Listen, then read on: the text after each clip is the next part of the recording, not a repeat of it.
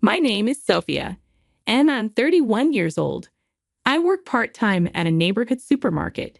Today is the beginning of November, and things are starting to get busy as we approach the end of the year.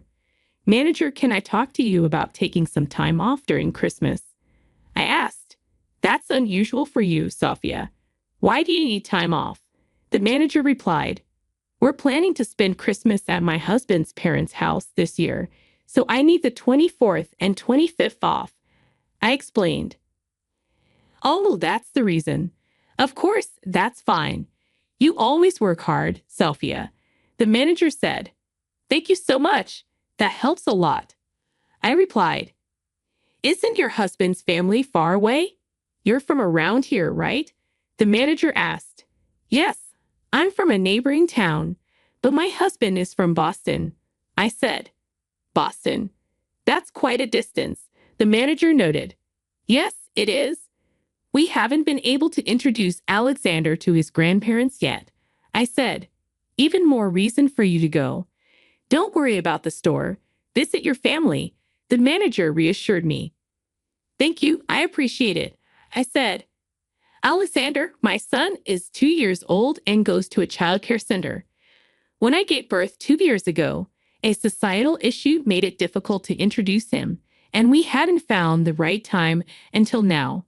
My husband, Lucas, is a medical technician at a hospital, and it's been hard for him to take time off, so we're eager to make it happen this Christmas. Later at home, Lucas asked, do you think you can get time off for Christmas? Yes. I got the okay from my manager, I replied. After Alexander went to sleep, Lucas and I shared a late dinner. I'll call my dad. He tried to reach me while I was on my way home. Lucas said, whenever there's news, it's always your dad who calls. Your mom is the quiet type, I noted. That's true. Lucas agreed. My dad has a cheerful personality and loves to talk. My mom is quiet and speaks sparingly. We haven't had many chances to talk since getting married, so I'm hoping this visit will help us get closer. Lucas called his dad. Hello, Dad. What's up? Got it. I'll talk to Sophia about it later, Lucas said before hanging up. Dad is really excited to meet Alexander. He can't stop talking about it. He said to let him know if we need anything. I'm glad they're excited. My parents also said we should go this year to introduce Alexander. I said, you love my parents too, don't you? Lucas asked. Yes, we both do. We're in the same boat.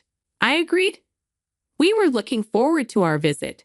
On Christmas morning, after a 4-hour drive, we arrived at Lucas's parents' house just before noon. I saw my sister-in-law's car parked outside, so I knew they had already arrived. Merry Christmas, we called out as we stepped into the house. Lucas's father greeted us with a big smile. Good job on the drive. Take it easy.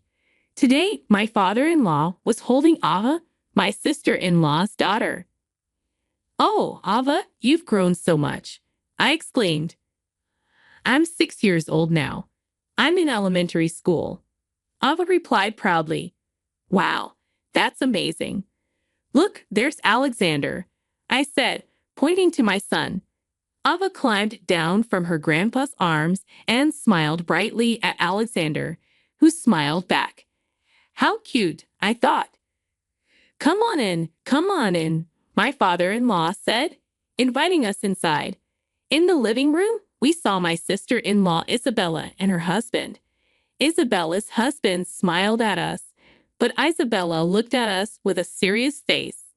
Merry Christmas, he greeted them. Merry Christmas, Isabella's husband replied, but Isabella stayed silent. I felt a bit awkward, but then Lucas came into the living room. Henry, Isabella, Merry Christmas. We haven't seen each other in a while. How have you been? Lucas greeted them. Isabella, who had been staring at us, finally smiled. Did they just ignore me? I wondered. But Lucas and Isabella's husband didn't seem to notice. Maybe I was overthinking it. I tried to brush it off and sat down. Lucas, can you watch Alexander for a bit? I'm going to help mother-in-law in the kitchen. I said, sure, no problem. Lucas replied. I went to the kitchen to help my mother-in-law. Merry Christmas, mother-in-law. Let me help you, I said. She glared at me, bumped my shoulder, and said, you're in the way. Then she walked back to the living room.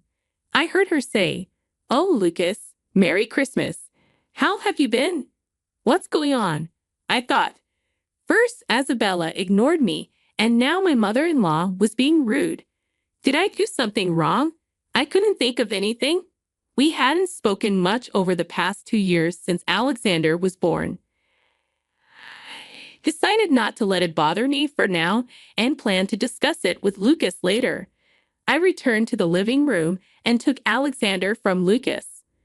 My father-in-law handed Alexander an envelope. Here you go, Alexander. Some gifts for you, he said. Alexander looked happy with the envelope. Sophia, did you hear that? Alexander just said thank you to me. What a smart kid, my father-in-law beamed. But I noticed my mother-in-law and Isabella grinning. It didn't seem like a friendly smile. It felt sarcastic. I tried to convince myself it was just my imagination. Time passed, and in the evening, we headed home. The next day, we visited my parents. Alexander was all smiles when he saw his grandparents. Merry Christmas. Grandpa and Grandma have presents for you, they said. My dad handed Alexander an envelope too. Sophia, did you hear that? Alexander just said thank you to me. My dad said, you're kidding. That's exactly what father-in-law said. I thought. Everyone laughed. When I took the envelope, I felt it was unusually heavy. Why does it feel so heavy? I wondered. I hadn't noticed anything inside when I received it from my father-in-law the day before. Later, after giving Alexander a bath and putting him to bed, I decided to check the envelope. Oh, it is indeed $100, just like last year. I said to myself, I felt a bit guilty. We'll have to give something back in return, won't we? I said to Lucas. Just like last year, Lucas agreed. My parents didn't hold back because I'm their only child, and Alexander is their first grandchild. I felt a mix of amazement and gratitude. I noted down the amount of money received. My dad seemed to be in sync with my father-in-law. It was going to be an interesting year. Last year, since we couldn't meet, they had sent us a gift card for $100. They were thrilled to have a grandson. Remembering how happy my father-in-law was holding Alexander and talking the day before, I smiled and continued today. My father-in-law was holding Ava, my sister-in-law's daughter. Ava, you've grown so much. I exclaimed. I'm 6 years old now. I'm in elementary school. Ava replied proudly. Wow, that's amazing. Look, there's Alexander, I said, pointing to my son. Ava climbed down from her grandpa's arms and smiled brightly at Alexander, who smiled back. How cute, I thought. Come on in, my father-in-law said, inviting us inside. In the living room, we saw my sister-in-law Isabella and her husband. Isabella's husband smiled at us, but Isabella looked at us with a serious face. Merry Christmas. I greeted them. Merry Christmas. Isabella's husband replied, but Isabella stayed silent. I felt a bit awkward, but then Lucas came into the living room. Henry, Isabella, Merry Christmas. We haven't seen each other in a while. How have you been? Lucas greeted them. Isabella, who had been staring at us, finally smiled. Did they just ignore me? I wondered, but Lucas and Isabella's husband didn't seem to notice. Maybe I was overthinking it. I tried to brush it off and sat down. Lucas, can you watch Alexander for a bit? I'm going to help mother-in-law in the kitchen, I said. Sure, no problem, Lucas replied. I went to the kitchen to help my mother-in-law. Merry Christmas, mother-in-law. Let me help you, I said. She glared at me, bumped my shoulder, and said, you're in the way. Then she walked back to the living room. I heard her say, "Oh, Lucas, Merry Christmas. How have you been? What's going on?" I thought. First, Isabella ignored me, and now my mother-in-law was being rude. Did I do something wrong? I couldn't think of anything. We hadn't spoken much over the past 2 years since Alexander was born. I decided not to let it bother me for now and planned to discuss it with Lucas later. I returned to the living room and took Alexander from Lucas.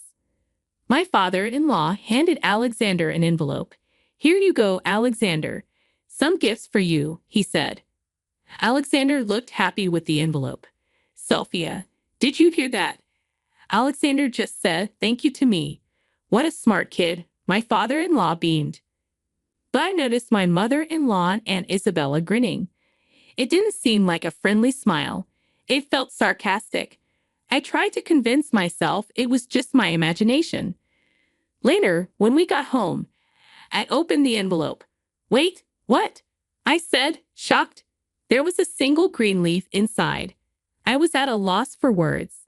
Lucas, startled by my reaction, exclaimed, "What? A leaf?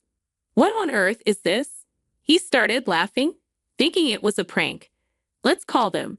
They might be concerned too," I suggested. Lucas, still chuckling, tried calling my father-in-law, but got no answer. "They might be in the shower."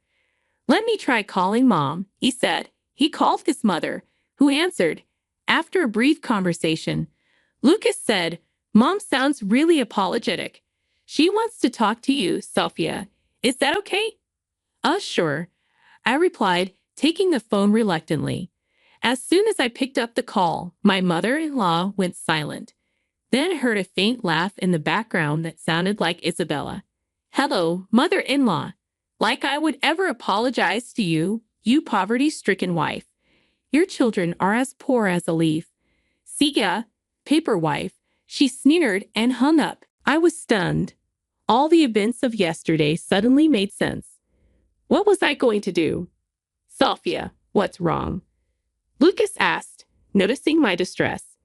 I don't know how to explain it," I stammered. Just then, Lucas' phone rang.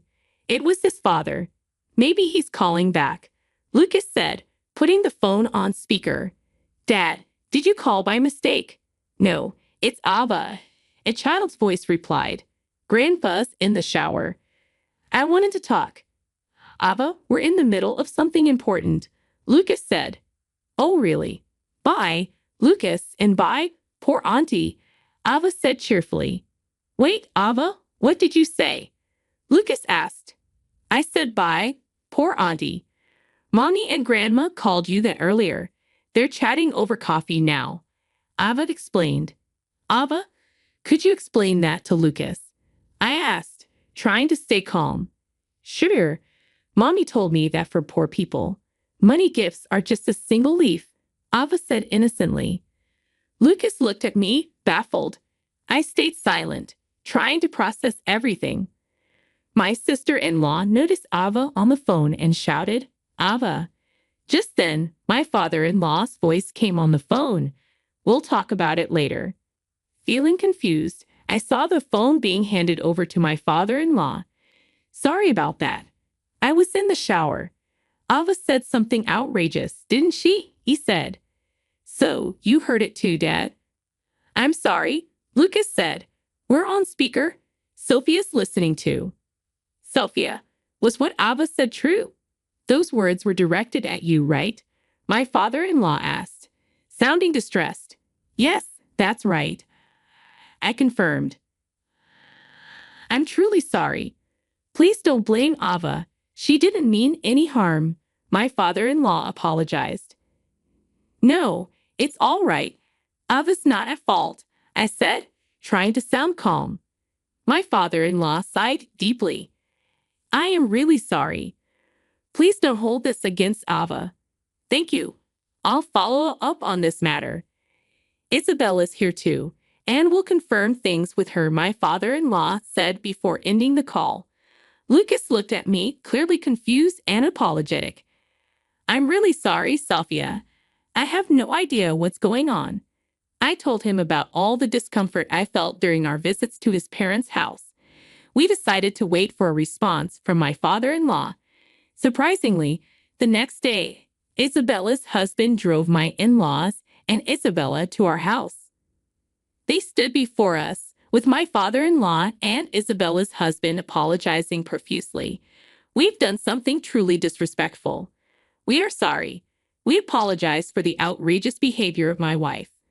The deep apology was appreciated, but my mother-in-law and Isabella didn't say a word. After being married for 4 years, I couldn't fathom the reason behind their animosity, especially since we rarely met. May I ask why you suddenly acted this way towards me? I asked, hoping to understand their behavior and possibly address any misunderstanding. There was no response. They were intent on ignoring me. My father-in-law, enraged by their attitude, shouted, "Answer her." Finally, Isabella grudgingly responded, "Well, Mom was originally against the marriage." "Wait, that's it. And why?" I asked, perplexed. "Why did you let him marry a woman like this? A woman who doesn't even wear a single brand name item, who dresses in mass-produced cheap clothes." She spat out. Indeed, I wasn't interested in branded items, unlike Isabella and my mother-in-law, who both liked and wore them. "Are you saying that's the only reason you insulted me?" I asked, astonished. "That's all it is. I just don't want you in our family. I wish you would divorce soon and disappear." "How could you say something so rude? And you, why are you supporting such a woman? You're an elite employee at a top-tier company. You should choose someone suitable for our family, right?" Despite Lucas being a well-qualified medical professional, we can't accept such a woman as a family member, can we? Upon hearing Isabella's true feelings, her husband was speechless. But it didn't end there. My mother-in-law's next words revealed where this attitude came from. Originally, I had found a suitable partner for Lucas. Despite that, he brought home some unknown woman and declared they were getting married. It was a true shock. "What? You were doing such a thing without telling us?" Lucas asked, incredulous. "There are limits to what's acceptable, Mom. Sophia is my wife," Lucas said, trying to defend me. "It's fine, isn't it? She's just a poor girl." Her parents didn't seem very impressive either, quite impoverished, don't you think? She wasn't wearing a single branded item. In other words, she's from a struggling household that finds it hard to make ends meet. "What?